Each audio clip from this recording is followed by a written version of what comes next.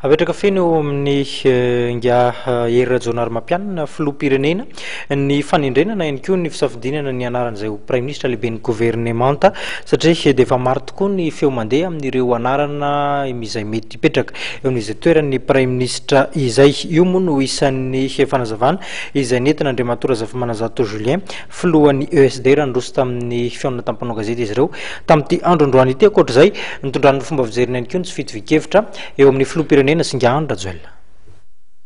Fianakaviana politika iray no nanoana ny filoham-pirenena Rajonary Mampiana tamin'ny fifidianana hoy Andriamatora Zafimanazato Julien izay filohan'ny eto sehatry ny daholobe ny ESD no mariany fa disadisa mandalo ihany misy eo aminy sy Andry Rajoelina. Fianakaviana politika anankiray ary niaradia teo amin'ny fanohanana ny filoha vaovao Ty Rajonary Mampianina na i filoha Andry Nirina Rajoelina zany na ireo mpiaradia aminy na koa ireo tamin'ny hery politika maro isan-karazany izay niarany fametanana nahatonga nahalany ny filoha ny repoblika ankehitriny.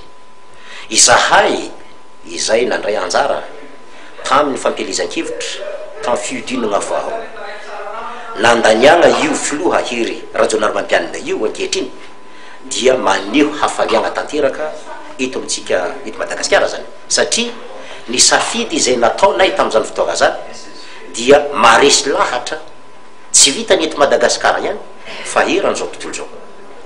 Ny mpanao politika rehetra izay lazaintsika hoe ny mpanao politika lehibe rehetra eto Madagasikara raha teo dia fa samy nagnome heviny fa hitondra anjara-brika hanoanana zany filoham-pirenena lana amiko tsy disadisa zany ny eo amin'ny filoha Andry Nirina Rajoelina sy filohan'ny repoblika hery Rajonary Mampianina fa mety misy teboky tsy fankazahoana fotsiny izay tena zavatra lojika sy fomban-javatra mihitsy zany eo amin'ny fitantanana raha-pirenena. Noho izay antony zay no iantsona antsika tsirairay mba samy hijery ny ho avin'ity Madagasikara ty.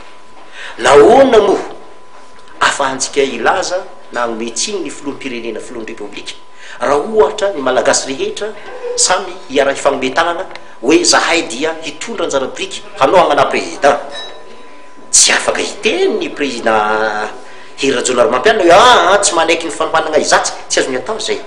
Mahatokavana amin'ny fialana amin'ny krizy ary tsy heverenana ny krizy intsony dia ven'ny ESD fa prime ministre akaiky ny filoham-pirenena ny tokony apetraka. Ny fifidianana zay nisy teo ny fifidianana ino tsy fifidianana hialana amin'ny krizy ny nahatonga antsika tamin'ny fifidianana ny processus de sortie de crise any nahatonga antsika tamin'ny fifidianana noho izay antony zay ny fepetra voalohany dia ny tsy hiverenana zay krizy zay zany fepetra voalohany tokony takiny antsika. Ny fepetra faharoa dia tokony hoe afahantsika mampandroso Madagasikara. Ny fepetra fahatelo afahan'ny Madagasikara miavaka tsisy olo afaka handroso zany raha tsy miavaka izy. Ka noho izay antony zay le antony hoe oka zay prime ministre hanamora zay asa zay no le. Zafimanazato Julien izay nilaza fa tsy anatin'ireo candidat au prime ministre raha ny tenany manao antso avokosa izy amin'ny firenena mba hanolotanana ho an'ny filoham-pirenena ahafahana manamarina sy mampandroso ny firenena. Iven'ity mpanao politika ity ihany koa fa tsy fahalemen'ny fitondrana fa herizika ho azy raha toka mijoro ho mpanohana ny filoham-pirenena ny hery politika rehetra ary tsisy ny mpanohitra fitondrana.